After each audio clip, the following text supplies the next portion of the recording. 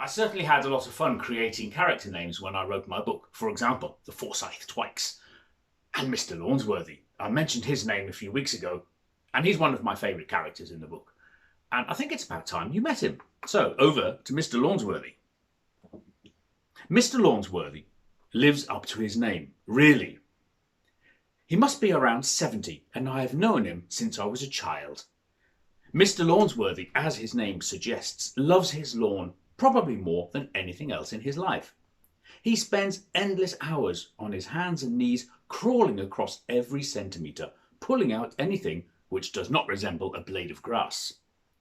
With a spirit level and a pair of scissors, he makes sure all the grass is at exactly the same level. I always imagine that his grass represents hundreds of thousands of identical people who he has probably given names to. From spring to autumn, he cuts his lawn every 3 days, unless the weather stands in his way. He is endlessly adding some sort of concoctions to the grass to ensure it is healthy and the richest, darkest green you can imagine. It does look nice, really nice. And if he enjoys it, then that's just fine with me. Do you know that I've only ever spoken to him once in all of these years? And that was to ask him if he could look after the key to my house, just in case there was an emergency. He hung it on a hook in his hallway, and it's probably still there now. Since then, just a nod of the head in polite recognition, and that's it. Oh, and he also hates leaves, and therefore autumn is the worst time of the year for him. Leaves are not allowed to fall anywhere in his property. For the few weeks in the year when the leaves fall, Mr. Lawnsworthy is on permanent guard duty, armed with a metal stick with a sharp end and a bucket.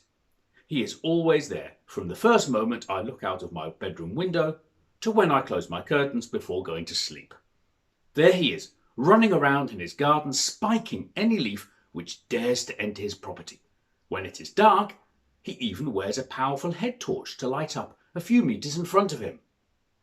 It is quite funny to watch sometimes, especially on a windy day, when he spikes some leaves, turns around to get some more, and then turns around again and screams in anguish as more leaves appear again where he had just cleaned. Mr. Lawnsworthy has never changed since my early childhood memories. He is still exactly the same, always wearing blue garden overalls and Wellington boots, and, apart from looking older, he hasn't changed a bit. It certainly keeps him fit, because I have never seen him sick, or with a limp, or any sort of injury. No day would be the same without Mr. Lawnsworthy of number 4 Trout Lane. Come to think of it, I've never seen anyone visit him, nor have I ever seen any family members or grandchildren. So that's Mr. Lawnsworthy, back in 2 weeks for another short reading. Bye.